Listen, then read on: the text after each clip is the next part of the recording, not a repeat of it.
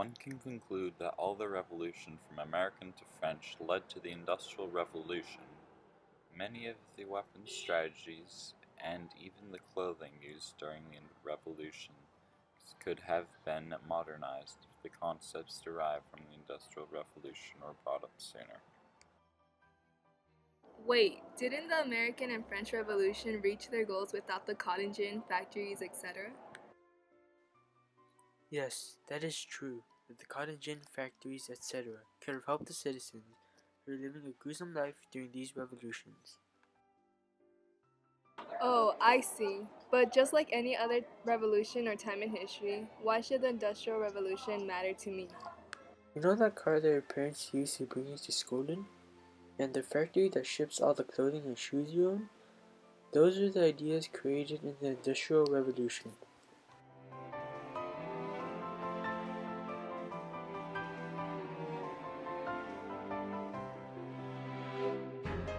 The Industrial Revolution took place between the 18th to 19th centuries, and it was a period where Europe and America were becoming industrial and moved to a manufacturing process.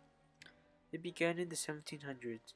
Industrialization made a major shift to powered machinery, factories, and mass production.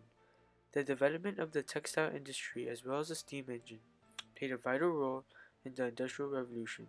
For example, it improved the systems of transportation, communication, and much more. Not only did the Industrial Revolution introduce manufactured goods and improve technological machines, but it also brought very horrible employment and living conditions for the poor and working classes. One of the inventions that led to the industrialization was the steam engine. It was a major invention that allowed other inventions to be made. James Watt in the 1760s made modifications to the steam engine, which allowed for an efficient source of new power. One purpose of the steam engine was to pump water out of coal mines in England, and it was used for many years. Because people were able to use the steam engine to pump water out of coal mines, the coal production increased. With the increase of coal, people were then able to use coal for other purposes rather than just being used for heating. The very large quantity of coal led to the iron production expanding, and due to the iron amount going up, steel was able to be produced. Using the benefits of these metals, steam engines were being upgraded and more were being built and used by all. Steam engines were used as water pumps on land, used for iron rails, which created a locomotive, used for boats to create a steamship, used for looms to create a power loom, attaching it to bellows to create a blast furnace, and that created more iron and steel. All of these inventions used steam engines to further improve the rate of production and together improved transportation and manufacturing and forever altered our lives. While the industrialization did improve economy, it also adjusted people's lives and conditions. The techniques of mass production formed huge factories combined with huge workforces of workers. The industrialization also created jobs that required much more labor as well as decreased the amount of skill needed because of the machines. However, machines cut down the jobs of skilled artisans and instead made room for factory workers. Job conditions became very bad in factories. The amount of money being paid to the hard workers was poorly paid, thus making work far more difficult without rest.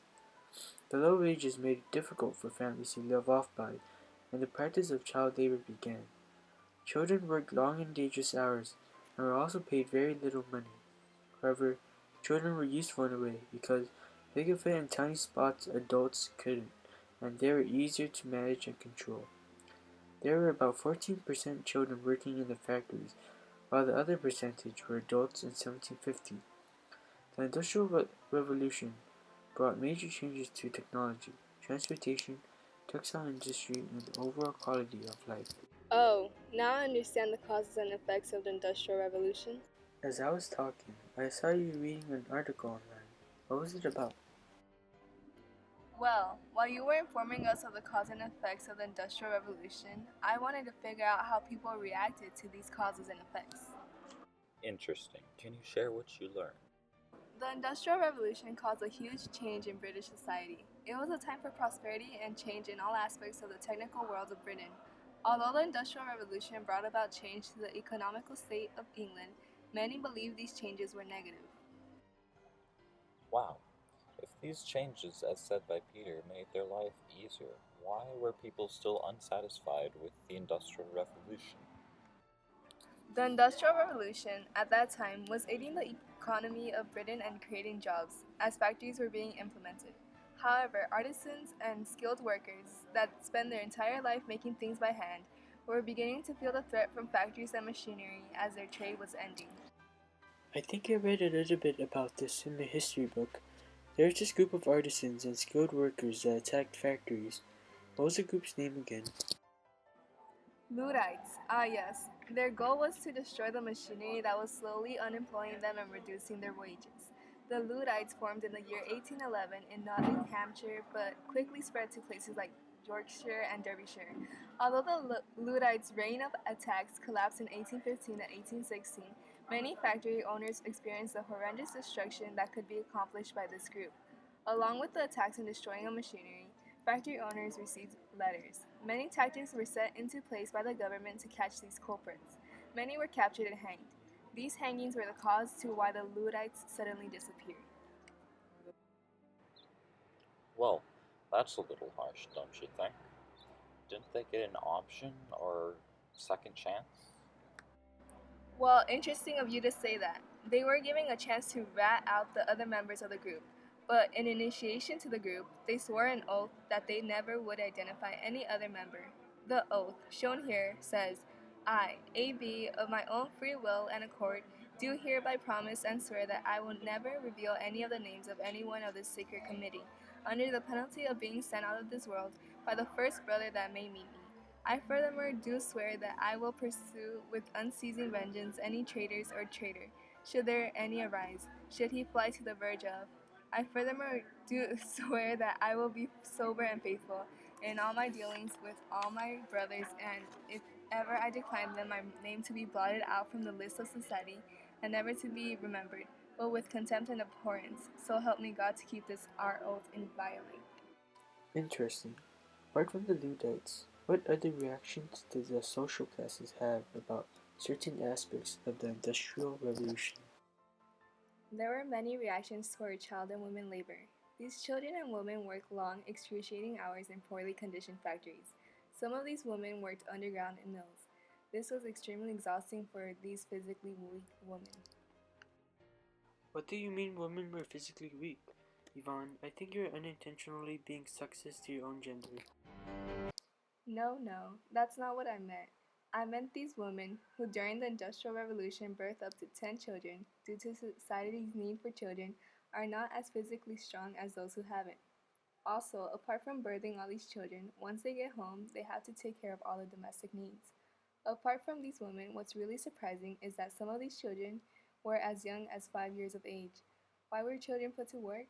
Well, many factories owners needed a massive number of workers for their factories, and since children could fit in small spaces and were uneducated, they were the sorts the factory owners turned to. How horrendous, as my ninth grade English teacher would say, and well, I guess many other women, men, priests, teachers, whatever. Anyways, many began to realize that these children and women should not spend the majority of their days working in conditions so hazardous. It is potentially deadly. These people who felt changes in the way women and children did something. I can't remember what they did, but I think I can help you with that information, Yvonne. The women and children realized this was wrong and went forth to enact the Keating-Owen Child Labor Act by 1916.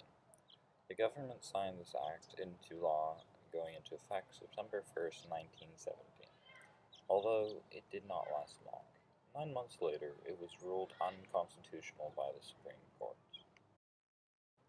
One of the earliest reforms brought around during the Industrial Revolution is the appearance of workers' unions, such as the AFL, standing for the American Federation of Labor. It began December 1886, and its main purpose was to improve the working conditions of workers The AFL wanted betterments such as reduced work hour, higher wages that they could live off of, and better working conditions. The Industrial Revolution was a period of massive economic, technological, social, and cultural changes that has affected the world from this point on. It began its development in Britain and started to spread across the world. Many everyday objects or places we use and visit came from the Industrial Revolution, such as our phones, cars, modern buildings, and much more. It has also changed the way we live and work in our daily lives. The Industrial Revolution is one of the main foundations of how our world is today.